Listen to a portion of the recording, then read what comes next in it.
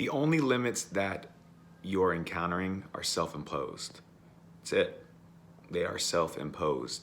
There is an ability within you to do whatever it is that you want to do. There's ability within you to be stretched beyond whatever you say your perceived limits are. The only limits that you have are self-imposed. So what are your limits right now? You know, so many people right now are saying that there's things that they can't do.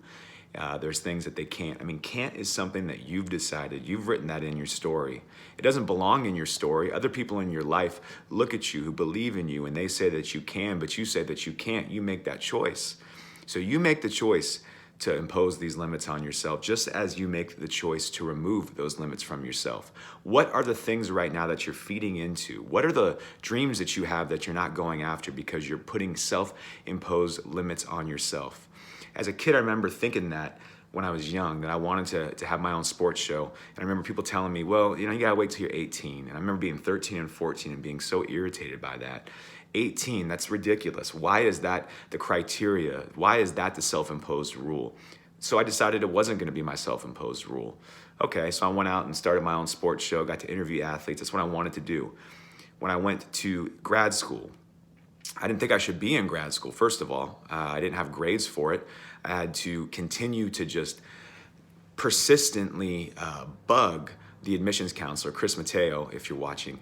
And I kept bugging him until he finally gave me an interview. And I kept, I got to the interview and I didn't even belong in the interview. And the person who interviewed me said, you know, you don't belong in grad school based on what I see on paper, but something in your voice, something about the way you talk about what you want to do and being a therapist says that you should be in grad school, or that maybe you are deserving of a second chance.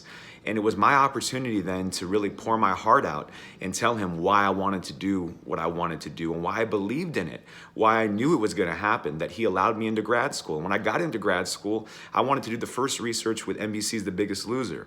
And people told me, no, you can't. They don't do research. So I called and I reverse engineered my way in and talked to the right person. And when I finally talked to the right person, even though I was only a freshman in a 5-year program, I made sure that I got that research opportunity, and I made sure that I published those results, and I made sure that I started my website. And there's honestly nothing incredibly special about me other than the fact that I really believe in this principle. The only limits that you will counter are self-imposed. And I myself, as I tell you this, I'm preaching to myself because I have self-imposed limits too. There are things that I have believed throughout my entire life that aren't possible for me. We all have them.